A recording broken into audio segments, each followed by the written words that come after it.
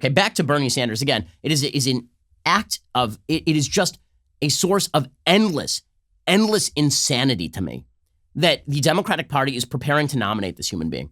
It's insane. The man is a walking coexist bumper sticker, as Noah Rothman over a commentary put it. The man is George McGovern, except more communist. Yeah, let me give you a couple of examples. So Bernie Sanders, let's check out his Twitter account. So his Twitter account is basically AOC without the sparkling wit. It really is. Here's something that he tweeted out today. It's incredible. It's incredible that this human being is taken seriously by people. It's unbelievable. So he tweets out, our military is larger than these countries combined. China, $181 billion. He has a bunch of flags. We'll see how many of these flags I can actually identify. China, $181 billion. Saudi Arabia, $78 billion. France, 61. Which one is the vertical and versus the horizontal? France is $52 billion, I believe. France is vertical. Japan is $48 billion. Great Britain, $54 billion. Germany, $48 billion. South Korea, $39 billion. Brazil, $27 billion. And that would be Italy, $27 billion. Russia is $61 billion. Thank you. How am I missing the Russian flag? See, I'm not working for Putin. So what if we invested in human needs to care for one another instead? What if we invested in human needs to care for one another instead? Okay, first of all, on a historical level, I think it's a fairly good thing that the United States military is larger than Germany, Japan, and Italy combined. That seems like that's probably a good idea, like just looking at some history. Like, I'm very happy that the United States military is hegemonic. Like, that's a very good thing. But Bernie is such a flaming communist that he's like, what if we took our entire military budget and we used it to pay for free childcare? And but do we really need a military so large? Do we really need a military?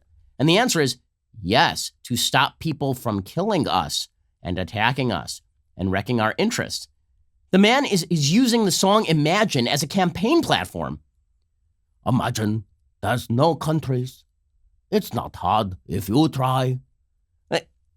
Nothing to live or die for. Above us only sky. How are you taking him seriously? What the hell is wrong with you people? And then he tweets this out. This is also yesterday. Together, we are going to end the greed of the billionaire class. Okay, I have just a question about this. Just one question. Which is more greedy? The quote-unquote billionaire class? You know, people who created a business and then sold lots of products and did lots of voluntary transactions and employed tens of thousands of people and provided products to presumably millions of people and made millions of people's lives easier. Or the octogenarian communist who has done zero useful things his entire life except suck off the teat of the state and the billionaire taxpayer and sponsor his wife for positions for which she is utterly unqualified. Who is greedier? I'm so sick of these people suggesting that true altruism lies in sucking off the teat of people who actually earn. It's insanity. And this has nothing to do with my income level. I've been saying the same thing since I was making like 50 grand a year, okay? I totally get it. This is absolute nonsense. And people who buy into this, it turns out that envy should not be a political platform. That's all this is. The greed of the billionaire. So when do you become greedy? Just a serious question. Like, Bernie's a millionaire. Did he become more greedy when his net wealth went to 1,000,001? When that ticker just flipped up, suddenly he became greedy? Or is it the truth that, as the founders understood, all human beings have the capacity for greed, and all human beings have the capacity for altruism, and all human beings have the capacity for sin, and all human beings have the capacity for decency? But according to Bernie, because he's a materialist Marxist, he believes that as you get richer, you get more greedy. And therefore, actual saintliness lies in being a sponge. Right? If you're Bernie and you've never done a useful thing in your life, you're actually good. You're good because you've never been greedy. Don't you understand? You're taking other people's money for doing nothing, but you're not greedy. Because the only way we measure greed is by your material circumstance. The richer you are, the more greedy you are. Therefore, the poorer you are, the less greedy you are. And your personal activity doesn't come into this at all. Okay, this is the person that you guys want to nominate for president. All right. Sure. Okay, so Bernie yesterday, while he was on CNN, he also decided to sound off on national rent control.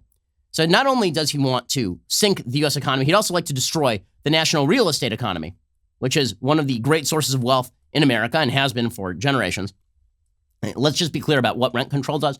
Rent control says that you cannot rent this thing that you built at the price that you wish to rent it at the market price. Instead, Bernie Sanders is going to decide what you should be able to rent your apartments for. Rent control has failed every single place it has tried. Why? Because it turns out that you cannot have some sort of Politburo sitting above developers and deciding what they ought to charge, because eventually developers will be like, guess what? I'm not making enough money from that. I'm not going to build. I'm not going to build. And Bernie knows that, which is why we're going to end up with a bunch of federally subsidized housing projects, presumably designed by Bernie in classic East German style. Here's Bernie Sanders talking about national rent control as though the great solution to a shortage of housing is to create more shortage of housing by disincentivizing development. I spent my entire childhood in a rent-controlled apartment in Brooklyn, New York.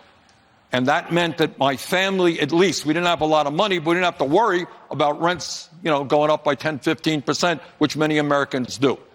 We believe that rent control is an appropriate tool nationally to tell landlords that they cannot simply jack up their rents to any rate that they want. Okay, you know what else tells people they can't jack up their rents to any rate that they want? You know what tells them that? The market. Because if I jacked up the rates on my apartment building to rates that people were not willing to pay, you know what would happen? It's called vacancy.